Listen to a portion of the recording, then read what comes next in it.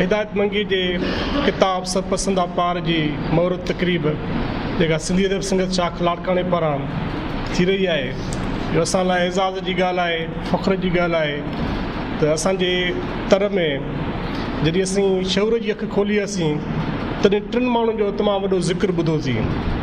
हिकिड़ो अनवर पीज़ादो, ॿियो कामड़ सोभ ज्ञानचंदाणी, टियों हिदायत मंगी, ऐं टई पंहिंजी जोड़ जा तरक़ी पसंद अदीब दानिशर हुआ जिन न सिर्फ़ु जदीद सहाफ़त पर जदीद अदब ऐं तरक़ी पसंद सियासत खे जेको आहे फ़रोग़ ॾिनो। ऐं उन में फ़र्क़ु सिर्फ़ु इहो त कामड़ सोभे ज्ञान जा किताब उहे छपिया, अनवर पीज़ाद जा किताब बि छपिया, त हिदायत मंगी जे किताब छपजण जो सिलसिलो उहो मौजूदु न हो।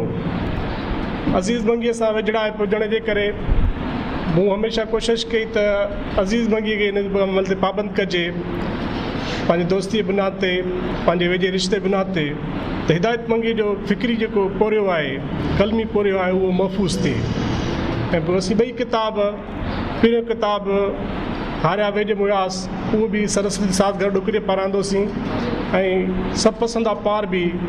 ऐं इतफ़ाक़ जी ॻाल्हि आहे त ॿिन्ही किताबनि जा नाला बि तजवीज़ मुंहिंजा थियल आहे, ऐं बाक़ी प्रूफ रीडिंग खां वठी जेके मरला थिया आहिनि उन्हनि में मुंहिंजो पोरियो या मोहबतूं ऐं महिनतूं उन में शामिलु आहिनि। असांजे सरस्वती साथ गॾु ॾोकरी हिकिड़ो तमामु नंढो इदारो आहे जंहिंजा 3 माण्हू असां उनजा हलाईंदा रहिया आहियूं। हिकु अली बख्श पठान, अदल सोलंगी ऐं 3 मां। का बि असांखे पैसनि जो को गर्ज़ न रहियो आहे। जॾहिं असां 2012 में इन इदारे जी शुरूआति कईसीं तॾहिं बि असांजा हथ ख़ाली आहे, ऐं अॼु 2018 में 30 किताब छपाया आहिनि त बि असांजा हथ ख़ाली आहिनि। पर असांजे हिकिड़ो जज़्बो, हिकु मोहबत, हिकु लगन मौजूदु आहे, ऐं असीं सम्झूं था त असां पंहिंजे तर में जेके शाइर अदीब किताब छपाए नथा सघनि, असीं उन्हनि जो किताब छपाईंदासीं। ऐं उन जे पुठियां असां केतिरनि दोस्तनि जूं असांजे सां मोहबतूं शामिलु रहियूं आहिनि, उनजो ज़िक्र असां वक़्तु वक़्तु कंदा रहिया आहियूं ऐं कंदा रहंदासीं। हाणे अचूं था इन किताब जे ऐं हिदायत मंगी हवाले सां 2 ॻाल्हियूं करे मां पंहिंजी जॻह वठंदुसि। मुक़ररनि जी लिस्ट तमामु घणी आहे। हिदायत मंगी जी जेका सभ खां वॾी ख़ूबी आहे, जंहिं असांखे सतही मुतासिर कयो आहे, उहो आहे त बेबाक सहाफ़ी, बिनर ते बि लिखियो पियो आहे पिनाफ्लेक्स ते, बेबाक सहाफ़ी हो।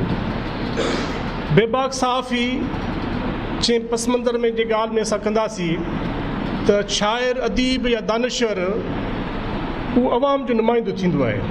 99% अवाम आहे, 1% हुकुमरान तबिको आहे। 1% जेको हुकुमरान तबिको आहे, असांजा अदीब शाइर वरी ड्रोड़ लॻाई वेठा आहिनि इन में त किथां न किथां हुकुमरान तबिके सां असांजो वास्तो तालुक़ु जुड़े, ऐं उन तालुक़ जे बुनियाद ते मराहतूं वठणु कंहिं ज़माने में एब हूंदो हो त के सरकार खां एवॉर्ड वठणु, मराहतूं वठणु अदीब शाइर शर्मसारी महसूसु कंदो हो। उहो अॼु दौरु मटिजी वियो आहे, फ़ख्र सां माना घुर थो करे त वारो की मूंखे जेको बीमार थियो आहे शोभा सॼी उमिरि सरकार जे ख़िलाफ़ु लिखी, हाणे जॾहिं पेट में सूरु पियो थिए त सरकार खे मराहतुनि लाइ अपील शाजी थो करे। छा मसइलो आहे? तूं त अवाम जो नुमाइंदो आहे। शाइर अदीब कॾहिं मराहत यार था थींदा आहिनि, सरकार यार था थींदा आहिनि छा? ऐं सम्झां थो त हिदायत मंगी जो खोड़ सत्र अहिड़ा मिसाल पेश करे सघजनि था जिन उन सरकारी मराहतुनि खे ठुकरायो। ही बेबाक सहाफ़ी, बेबाक अदीब हुजण जी वॾे खां वॾी निशानी आहे त जॾहिं हिदायत मंगी बीमार थियो, बीमारी जे बिस्तरे ते हो, त उन में दौरान बि जेको आहे जल्दी जल्दी में पंहिंजा डिस्चार्ज कराए अस्पताल खां घर पहुतो। मता को अदीब शाइर असां लाइ अपील दाख़िल कयो त फलाणे अदीब खे जेको आहे बीमारी जी हालत में उनखे तव्हां इलाजु कराए वञो। त भली बुख भरम जी शाल मोहम्मद शान वारो उसूल जे तहत हिन ज़िंदगी गुज़ारी, ऐं कॾहिं बि कंहिंखे सचु चवणो हो त उहो उन चयो।